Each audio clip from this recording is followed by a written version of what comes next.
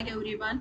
और देखते हैं कि कल के लिए हम बैंक निफ्टी में किस तरीके से प्लान कर सकते हैं। तो इसके लिए मैंने फर्स्ट यहाँ पे वन डे का चार्ट ओपन किया है। और अगर आपको याद हो, आपने वीडियो देखा होगा, तो मैंने बैंक निफ्टी के वीडियो में आपको यहाँ पे क्लियरली बताया था कि आपको किस तरीके से ट्रेड करना है। लाइव वीडियो भी बनाया था, उसके अंदर भी मैंने क्लियरली बताया था आपको। वीकली भी वीडियोस बना के उसमें क्लियरली मैंने आपको बताया था कि हमें यहाँ पे किस तरीके से ट्रेड करना है। अभी तक चैनल को सब्सक्राइब नहीं किया तो चैनल को सब्सक्राइब कीजिए, वीडियोस को पूरा देखिए, लेवल समझने की कोशिश कीजिए और लेवल पे काम कीजिए, बहुत अच्छा प्रॉफिट होता है। अब देखो, मैंने आपको मेरे वीडियो के अंदर मैंने आपको क्लियरली क्या चीज बताई थी। तो मैंने आपको यहाँ पे क्लियरली बताया था कि मैं यहाँ पे एक रिवर्सल ट्रेड लेने की यहाँ पे कोशिश करूंगी, क्योंकि अगर हम यहाँ पर देखें तो एक 39,900 मैंने आपको लेवल भी बताया था। 39,900 ये वाला जो लेवल है, यहाँ पे मुझे एक अच्छा सपोर्ट दिखाई दे रहा है, ये वाले लेवल पे 39,900।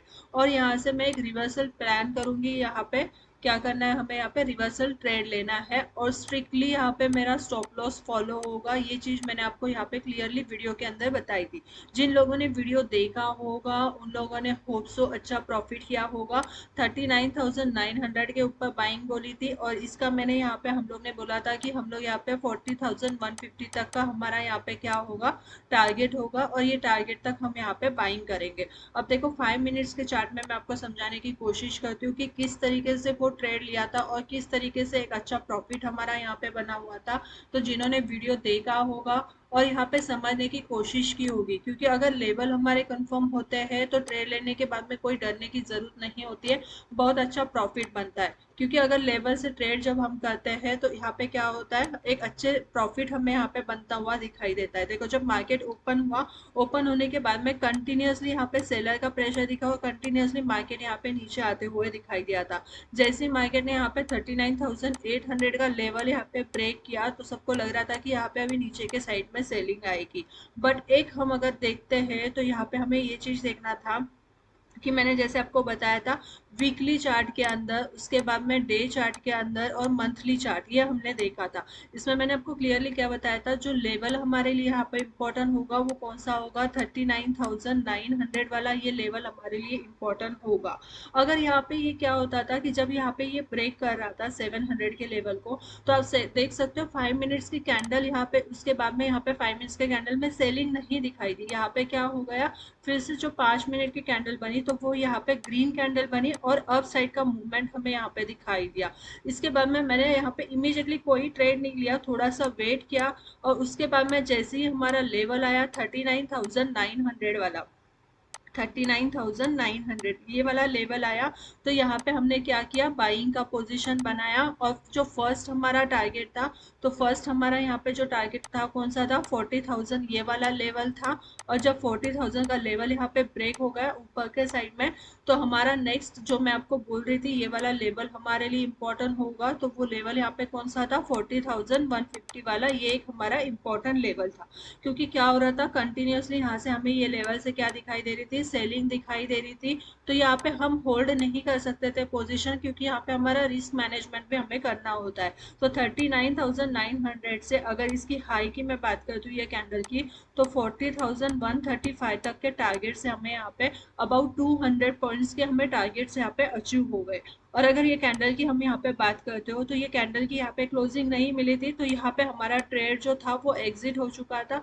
उसके बाद में आप देख सकते हो कि यहाँ पे मार्केट ने कंटिन्यूअसली कंसोलेट किया, उसके बाद में यहाँ पे भी देख सकते हो कंटिन्यूअसली कंसोलेट हुआ। यहाँ पे जो है, तो यहाँ पे प्राइस एक्शन बनता हुआ नहीं दिखाई दिया। और उसके बाद में आप देख सकते हो फिर एक मूवमेंट आपको यहाँ पे मिला।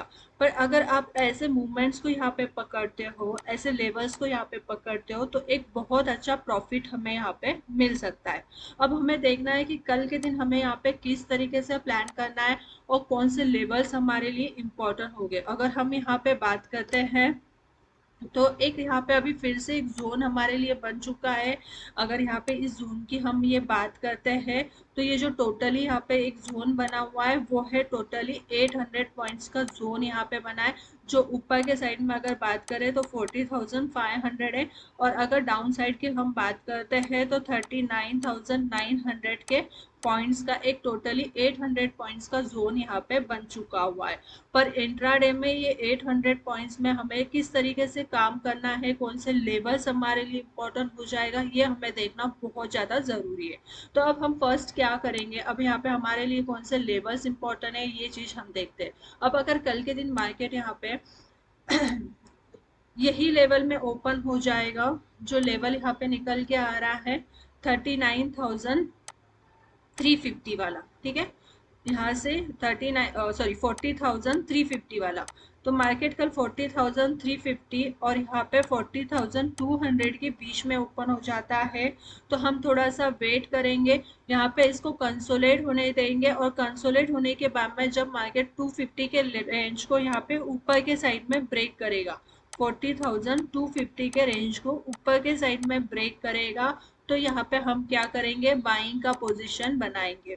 तो फिर फर्स्ट हमारा टारगेट यहाँ पे होगा 350 वाला, ये फर्स्ट टारगेट होगा।